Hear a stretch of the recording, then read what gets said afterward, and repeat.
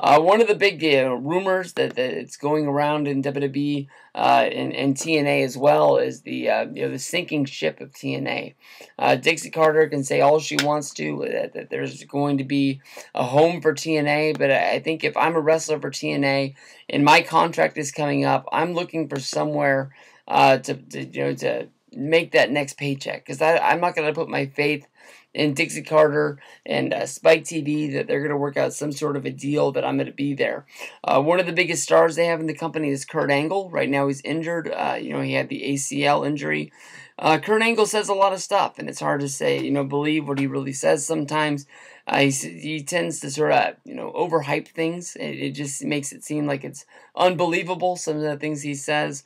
Kurt Angle says he hasn't had an ACL in 5 years, and basically, not having the ACL so long made it where he thought his knee was slipping, and basically he had to go in and have it worked on. That's why he hasn't been wrestling, but he has been on television. He took over the role of being the operational talent relations, I guess you can say.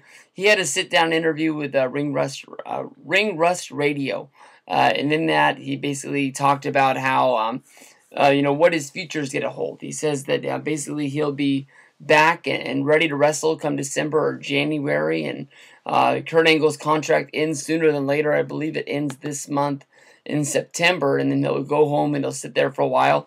Angle has said things through the press that basically the way that his financial situation is, I'm sure he's got a mortgage and some cars, and I don't know if he's having to pay that ex-wife of his or not, but basically he can't sit out a long time. He can't, leave TNA, and he can't wait for basically, Vince McMahon or Triple H to call him and bring him in and give it some time. He needs to know where that money's going to be coming from, because, he's got other businesses along the way that he's supporting. He's got some failed businesses that didn't work out. I believe it was Angle Foods or something like that is the reason why he actually joined Twitter back in the day.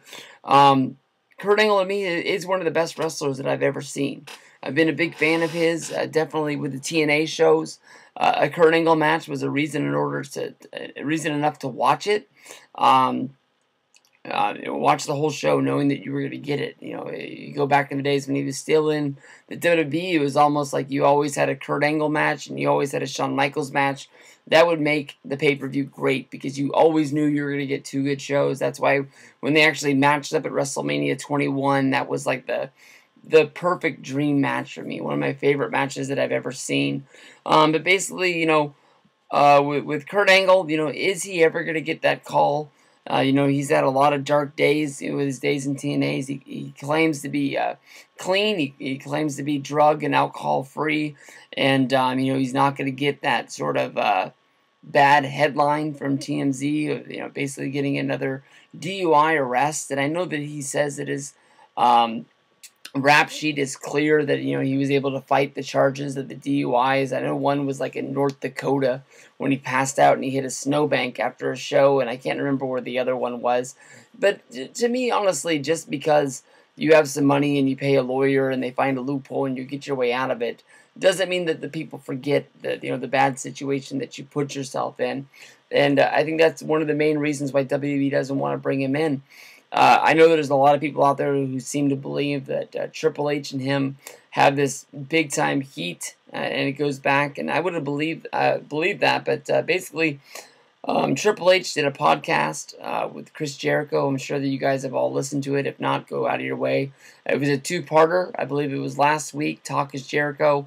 One downloaded on Wednesday, one downloaded on Friday, and basically talks about the heat that everybody knows about between Chris Jericho and Triple H, and just basically Triple H's heat with Chris Jericho is that he was overprotective about his spot in WWF, and he just basically saw Chris Jericho as a guy that bailed on WCW. He didn't know why he left WCW. All he knew that he was here, and basically, was going after the same spot he was. He didn't feel that, since he was in the trenches actually doing the work to actually, have WWE beating WCW, that a WCW guy shouldn't be able to jump from his ship and jump onto theirs and keep rolling. And Triple H said that, he wished that he would have seen it a different way. He wished he would have embraced Jericho coming in there because basically they had a lot of good matches, basically built off that heat with Jericho trying to impress Triple H, trying to show him how good he really was, and Triple H always trying to outshine Jericho. If they only would have been working together the whole time, it would have been a whole lot better. And I think that's the heat that Angle and Triple H have. Each one was trying to always upstage the other one. If you go back to their run in like 99 and 2000,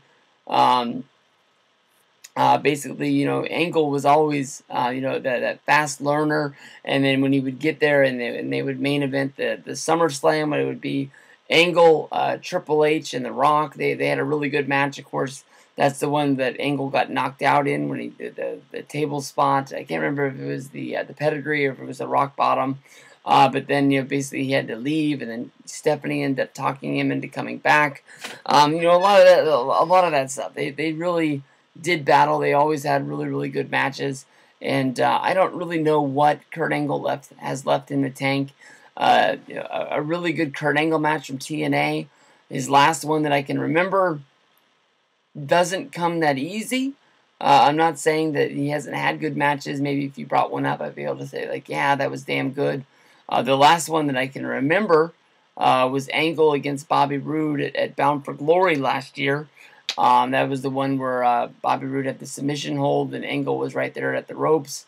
But instead of grabbing him, he passed out and he lost the match. And, of course, then he had to be taken to the back on the stretcher. And then he sort of beat up the EMTs and he wanted to walk to show how tough he was. And then he turned down joining the TNA Hall of Fame because he didn't feel like he should be able to be in the TNA Hall of Fame because he kept losing. Trust me, Kurt, you're one of the best things TNA's ever had. And they know it, and you should know it also. When push comes to shove, I know that they have some good trainers down there at NXT at the Performance Center. You got Bill DeMott, is a guy that's been in the company for a long time. Of course, been one of the hosts of Tough Enough. You got Billy Gunn, you know, a really good wrestler who's got a lot of skills. Definitely can't help with the promos that well. Kurt is somebody who I can't think of really being that strong as a promo, but definitely being as good as a wrestler is. There's no way in the world that he couldn't get in there and even, you know, teach the girls how to wrestle. I mean, that's a job that I guess a lot of people have given a tip of the cap to Finley to.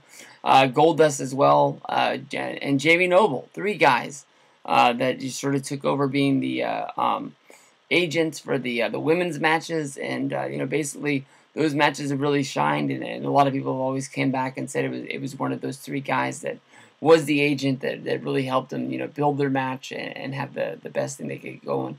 Angle to me fits in with the WWE. If you know, they can find a spot for him, I would love it. I know he wants to have one more big WrestleMania match, but to me, it's almost like I group him in there with Sting. Is that I don't know who you would have the match with. I know that right now you're running with the Rusev undefeated streak, but I don't really see Angle coming in as being that guy who just beats Rusev and then, you know, where do you go from there? But somebody has to beat him. I mean, Rusev's been running ruckshot all over the company, beating guys. Biggie Langston, Jack Swagger, he's going to beat Mark Henry at the pay-per-view. You know, do you really see this ending with a match that's basically Kurt Angle versus Rusev? You know, of course, Kurt Angle would beat Rusev. I don't know if you do this at the WrestleMania. Maybe we give Kurt Angle some sort of a Royal Rumble comeback. But then where do you go with Kurt Angle? Is that his, you know, retirement goodbye match? Is that the American hero returns? He gets the win over Russia, and you know, then what does Rusev really have? You know, I know he has to lose sometime. That was one of the reasons why a lot of people were picking Jack Swagger to win the flag match, was just to get that loss out of the way. Because then once you get so many, you know, wins and you're undefeated, you get to the Goldberg status of you're too big to lose. But you got to lose to make it, you know, interesting.